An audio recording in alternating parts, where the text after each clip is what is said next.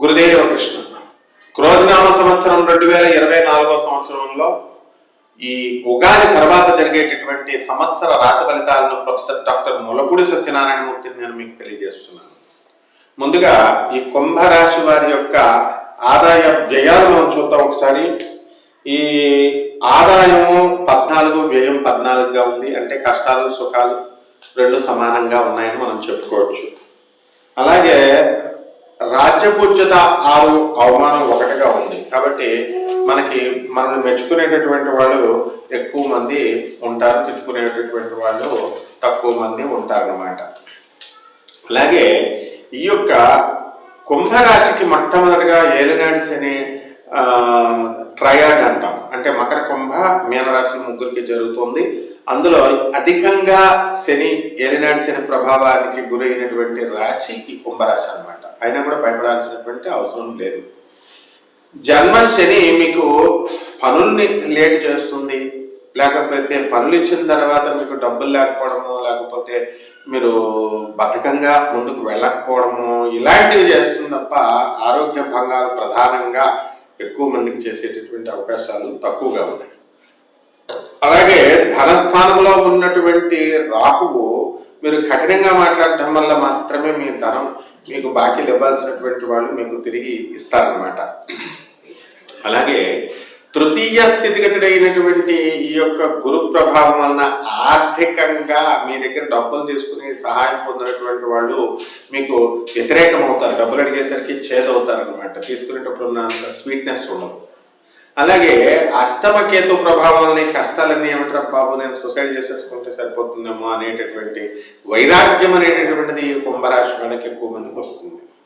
అలాగే ఈ యొక్క వృత్తి, వ్యాపార, ఉద్యోగ విషయాలలో కుంభరాశి వాళ్ళకి పని ఒత్తిడి ఎక్కువగా ఉంటుంది.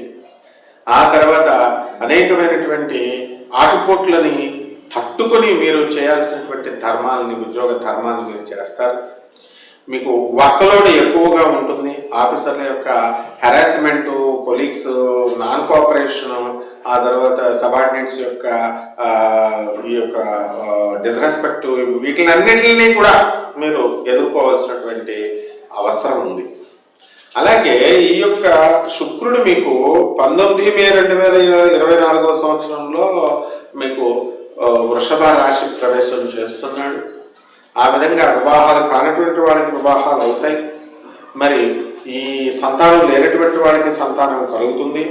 అలాగే ఈ యొక్క కుజుడు మనకి 1 జూన్ 2024 సంవత్సరం తర్వాత మేషరాశి ప్రవేశం చేస్తాడు. మీకు స్థలాలు అవన్నీ కూడా మంచి రేట్లు పలుకుతాయి. కొత్తగా స్థలాలు కొంటారు. మీ యొక్క సోదరులు ఎవరైతే ఉన్నారో అటువంటి వాళ్ళంతా కూడా వృద్ధిలోకి రావడానికి అవకాశాలు ఉన్నాయన్నమాట. అలాగే ఈ యొక్క బుధుడు మనకి 25 ఏప్రిల్ 2024 సంవత్సరం తర్వాత మీనరాశిలో సభ్య దశలో ప్రయాణిస్తాడు. కాబట్టి అన్ని రకాల వ్యాపారాల వాళ్ళు ఎవరైతే ఉన్నారో అటువంటి వాళ్ళంతా కూడా వ్యాపారాలు బ్రహ్మాండంగా చేసుకుంటారు. కిరాణా, తర్వాత హోటల్ ఇండస్ట్రీ, ఫుడ్, ఇలాంటి బిజినెస్లు చేస్తున్నటువంటి వాళ్ళంతా కూడా మీరు చక్కగా ముందుకు వెళ్తారు. కాబట్టి అధికమైనటువంటి లాభాలు గడించడానికి అవకాశాలు ఉంటాయి. ఎలక్ట్రానిక్స్, కంప్యూటర్ రంగాల్లో ఉన్నటువంటి వాళ్ళు ఎవరైతే ఉన్నారో అటువంటి వాళ్ళంతా కూడా మీకు ఆ కొత్తగా ప్రాజెక్ట్స్ రావడం అనేటటువంటివి జరుగుతాయి మీకు. అలాగే ముందుకు చక్కగా ఈ ఎలక్ట్రానిక్ వస్తువులు, ఎలక్ట్రానిక్ అప్లియన్సెస్ అమ్మేటటువంటి షాపులన్నీ కూడా మంచి లాభాలు గడిస్తారు. అయితే ఆటోమొబైల్స్, తర్వాత ఐరన్ ఇండస్ట్రీ, ఆయిల్ ఇండస్ట్రీస్, ఇటువంటి వ్యాపారాల జోలికి మీరు వెళ్ళకూడదు. అలాగే బద్ధకాన్ని వదిలేసి విద్యార్థులంతా కూడా ఎక్కువ కష్టపడి చదవాలా. ఏప్రిల్ ముందు బాగుండలేదు, తర్వాత కూడా బాగుండలేదు. కాబట్టి విద్యార్థులు చాలా జాగ్రత్తగా చదవకపోతే కనుక ఫెయిల్ అయిపోయేటటువంటి అవకాశాలు ఖచ్చితంగా ఉన్నాయి. అలాగే ప్రభుత్వ ఉద్యోగాలు చేయాలి అనుకునేటటువంటి వాడు, కొట్టాలి అనుకునేటటువంటి వాళ్ళు చాలా అధికంగా చేయాలి, కష్టపడాలి. అయినా సరే అవకాశాలు చాలా తక్కువగా మనకి కనబడుతున్నాయి. అలాగే ఉద్యోగ విషయాలలో ఆల్రెడీ మేము ఉద్యోగాలు చేస్తున్నామండి, మరి ప్రమోషన్స్ కోసం వెయిట్ చేస్తున్నామండి అనేటటువంటి వాళ్ళు ఎవరైతే ఉన్నారో అటువంటి వాళ్ళకి ప్రమోషన్స్ ఇంకా కొంతకాలం వెయిట్ చేయాల్సినటువంటి అవసరం ఉంది.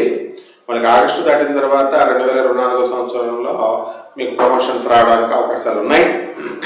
ఆ విధంగా ఈ యొక్క గురుడు 9 అక్టోబర్ 2024 సంవత్సరం నుంచి లో మనం అక్కడి నుంచి 4 ఫిబ్రవరి 2025 వరకు అంటే ఆ సంవత్సరం అంతా కూడా మనకి వృషభ రాశిలో మనకి రెట్రోగ్రేడ్ అయి ఉన్నాడు, అంటే వక్రించి ఉండడం వల్ల శుభమైనటువంటి ఫలితాన్ని కూడా. కాబట్టి మీరు ఏ ఇల్లు అయితే కొనాలనుకుంటున్నారో ఆ ఇల్లు మీకు కొనకుండా అవుతుందన్నమాట. కాబట్టి జాగ్రత్తగా మీరు చూసుకోవాలి. డబ్బులు అధికంగా ఉన్నంత మాత్రాన, డబ్బులు ఇచ్చేసినంత మాత్రాన పనులు అవుతాయని అనుకోకూడదు.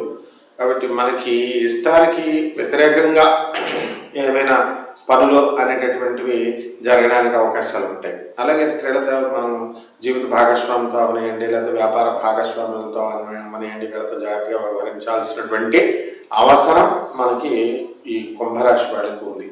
అంటే అంతా కూడా ఏమిటి, అంత వ్యతిరేకమైనటువంటి ప్రతికూలమైనటువంటి వాతావరణం కనబడుతున్నట్టుగా ఈ యొక్క కుంభరాశి వాళ్ళకి అనిపిస్తూ ఉంటుందన్నమాట.